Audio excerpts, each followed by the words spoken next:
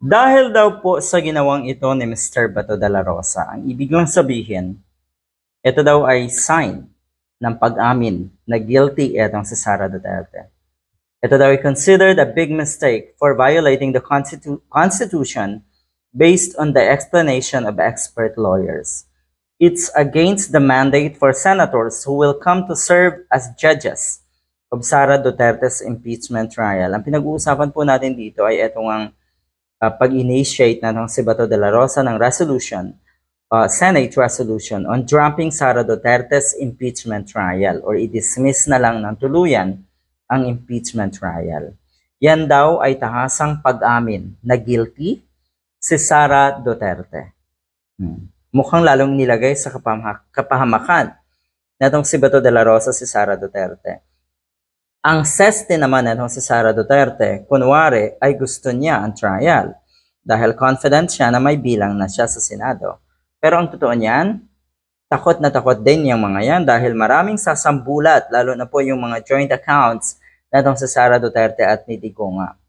At doon malalaman yung financial transaction na talagang magugulantang ang mga kababayan natin. Ganyan po kalala ang mangyayari. So takot. Itong mga senators na to are not here to protect the interests of our country and the people, but rather, pinoprotektahan lang nila itong mga Duterte. At lalo na po sa Sara Duterte nga. Siguro naman ay natatandaan natin yung payag na si Bato na siya ay kinakabahan at natatakot sakaling hindi nga manalo noong nakaraang eleksyon dahil nga wala daw magbablock sa impeachment ni Sara Duterte. Yan po ang kanyang trabaho bilang senador. Hindi po senador ng bayan, kundi senador ng mga Duterte.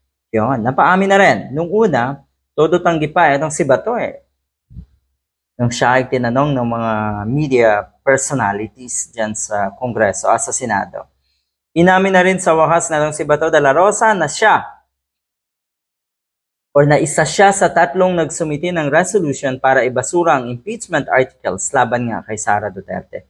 Tatlo daw na opisina. Sino ba yung dalawa pa? Ito ba ay si Tolentino at yung isa ba ay si Bongo? Malalaman natin yan sa mga susunod na araw. Pero ang maliwanag dito, uulit-ulitin ko, ginagawa ito na itong mga ulupong na ito ng mga Duterte dahil alam nila na walang lusot si Sara Duterte sa taong bayan, sa lahat ng makakapanood.